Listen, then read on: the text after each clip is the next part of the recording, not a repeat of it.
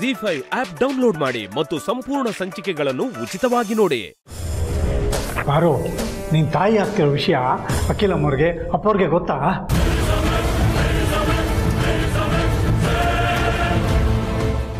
ಇಲ್ಲ. ಹಾಗಾದ್ರೆ ಈಗಲೇ ಹೋಗಿ ವಿಷಯ ತಿಳಿಸ್ಬಿಟ್ಟು ಬರ್ತೀನಿ. ಅಪ್ಪ ನಿಂತ್ಕೋ. ಅವ್ರೆಲ್ರಿಗೂ ಗೊತ್ತು ಮಾಡೋ ಉದ್ದೇಶ ನನಗಿದ್ದಿದ್ರೆ ಮನೆ ಬಿಟ್ಟು ಬರೋಕ್ಕೂ ಮುಂಚೆನೇ ಅವ್ರಿಗೆ ತಿಳಿಸ್ತಿದ್ದೆ ಅಪ್ಪ.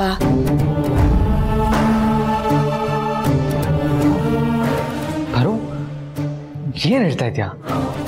ಅಂದರೆ ನಾವು ಮನೆ ಬಿಟ್ಟು ಬರೋಕ್ಕಿಂತ ಮುಂಚೆನೇ ನಿನ್ನ ತಾಯಿ ಆಗ್ತಿರೋ ವಿಷಯ ನಿನಗೆ ಗೊತ್ತಿತ್ತಾ?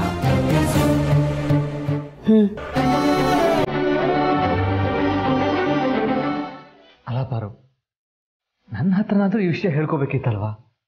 ಯಾಕೆ ಮುಚ್ಚಿಟ್ಟೆ?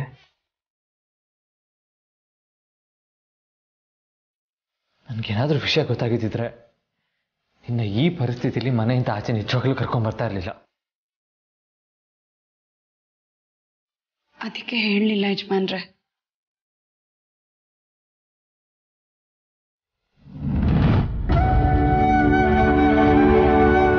ಏನು ಹೇಳ್ತಾ ಇದೆಯಾ ಪಾರು? ಹೌದು ಯಜಮಾನ್ರೆ,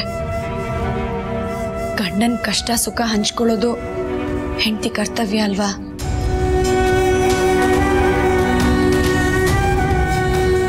ನಾನು ಈ ವಿಷಯ ನಿಮ್ಮ ಹತ್ರ ಅಲ್ಲೇ ಹೇಳಿದ್ರೆ ನೀವು ಖಂಡಿತ ನನ್ನನ್ನು ಆ ಮನೆಯಿಂದ ಹೊರಗೆ ಕರ್ಕೊಂಡು ಬರ್ತಾ ಇರಲಿಲ್ಲ. ಆಗ ನಾವು ಆಸ್ತಿಲಿ ಪಾಲು ಕೇಳಬೇಕು ಅಂತಿದ್ದದ್ದು ಉದ್ದೇಶ ಏನಾಗ್ತಿತ್ತು ಯಜಮಾನ್ರೆ? ಒಂದು ವೇಳೆ ನಮ್ಮ ಉದ್ದೇಶನೇ ನಮಗೆ ಮುಖ್ಯ ಅಂತ ಹೇಳಿ ನೀವು ನನ್ನನ್ನು ಹೊರಗೆ ಕರ್ಕೊಂಡು ಬಂದಿದ್ರೆ, ಇಂಥ ಸಮಯದಲ್ಲಿ ಅವಳನ್ನ ಹೊರಗೆ ಕರ್ಕೊಂಡು ಬಂದ್ಬಿಟ್ನಲ್ಲ ಅಂತ ನೀವು ನೊಂದ್ಕೋತಿದ್ರಿ ಅಲ್ವಾ ಯಜಮಾನ್ರೆ? ಅದಕ್ಕೆ ನಾನು ಹೇಳಲಿಲ್ಲ. ದೇವ್ರ ದಯದಿಂದ ಅಪ್ಪ ನಮಗೆ ಸಿಕ್ಕಿದ್ರು. ನಾನಿದ್ದೀನಿ ಅಂತ ಹೇಳಿ ಅವ್ರು ನಮ್ಮನ್ನ ಇಲ್ಲಿ ಕರ್ಕೊಂಡು ಬಂದು ನಮಗೆ ಧೈರ್ಯ ತುಂಬಿದ್ರು.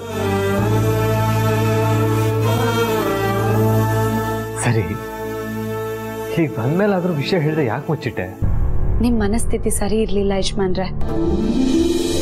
ಜೊತೆಗೆ ಪರಿಸ್ಥಿತಿ ನಮ್ಮ ಪರವಾಗಿರಲಿಲ್ಲ. ನೀವು ಕೆಲಸದ ಹುಡುಕಾಟದಲ್ಲಿದ್ರಿ. ನಿಮಗೆ ಕೆಲಸ ಸಿಕ್ಕಿದ ಮೇಲೆ ಈ ಖುಷಿ ವಿಚಾರನ ನಿಮ್ಮ ಹತ್ರ ಹಂಚ್ಕೊಳ್ಳೋಣ ಅಂತಿದ್ದೆ. ಆದರೆ ನಿಮಗೆ ಕೆಲಸ ಸಿಗಲಿಲ್ಲ. ನೀವು ಆ ನೋವಲ್ಲಿದ್ರಿ. ಅದಕ್ಕೆ ಹೇಳಲಿಲ್ಲ ಯಜಮಾನ್ರೆ. ಆದರೂ ನಿಮಗೆ ನೋವಾಗಿದ್ರೆ ದಯವಿಟ್ಟು ನನ್ನ ಕ್ಷಮಿಸ್ಬಿಡಿ ಯಜಮಾನ್ರೆ.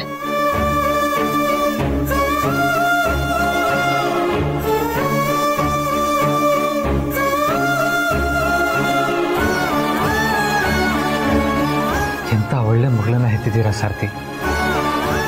ದುಡ್ಡು, ಆಸ್ತಿ, ಹೆಸರು ಏನು ಸಂಪಾದಿಸ್ತಾ ಇದ್ರೂ ಪರವಾಗಿಲ್ಲ, ಇವಳೆ ನಿಮಗೆ ದೊಡ್ಡ ಆಸ್ತಿ, ನನ್ನ ಪಾಲಿನ ಅದೃಷ್ಟ ದೇವತೆ. ZEE5 ಆಪ್ ಡೌನ್ಲೋಡ್ ಮಾಡಿ ಎಲ್ಲಾ ಸಂಚಿಕೆಗಳನ್ನು ಸಂಪೂರ್ಣ ಉಚಿತವಾಗಿ ನೋಡಿ.